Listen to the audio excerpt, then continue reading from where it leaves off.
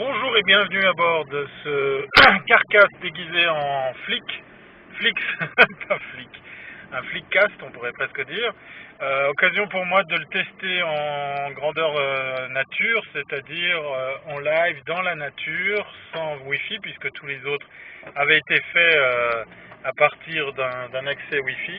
Là, je le fais en carcasse, c'est le retour des carcasses. Alors voilà, c'est l'occasion de lancer le débat, mais alors attention, pas beaucoup d'interactivité dans ce carcasse, pour la simple et bonne raison que non seulement il n'y a toujours pas de quoi faire du question-réponse à travers Flixwagon, qui existe donc sur l'iPhone, mais en plus, je me vois mal chatter pendant que je fais ce carcast. Voilà. Pour ceux qui me connaissent et qui ont déjà assisté à un carcast en live, je leur laisse le soin d'imaginer comme c'est compliqué à faire. Voilà. Et d'autant plus que c'est fait à partir d'un iPhone. Alors pour cadrer et puis voir si l'image est bonne, c'est pas une paire de manches, c'est encore autre chose. Voilà, bon bref, c'était simplement pour lancer une question, une sorte de débat que je vous laisse continuer après sur la toile. Je me ferai fort de rejoindre plus tard le chat qui aurait pu être initié ou les questions-réponses qui auraient pu être posées.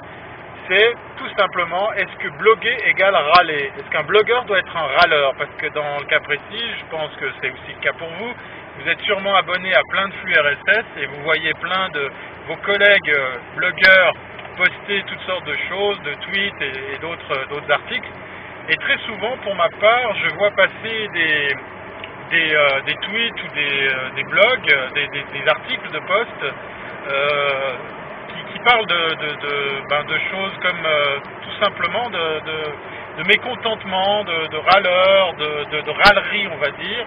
Et j'ai de la peine avec ça en fait. Moi je sais pas, je vous pose la question, comment vous faites vous pour gérer ça, comment vous les abordez, comment vous les traitez.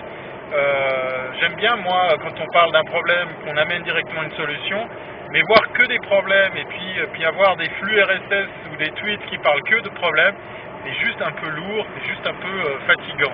Voilà, je veux pas râler, je veux juste faire un constat et je vous pose la question, comment vous faites par rapport à ça, comment vous gérez vos flux RSS et vos tweets quand vous voyez passer toutes sortes d'articles qui font que de râler. Voilà, blogueur égale râleur, je lance la question.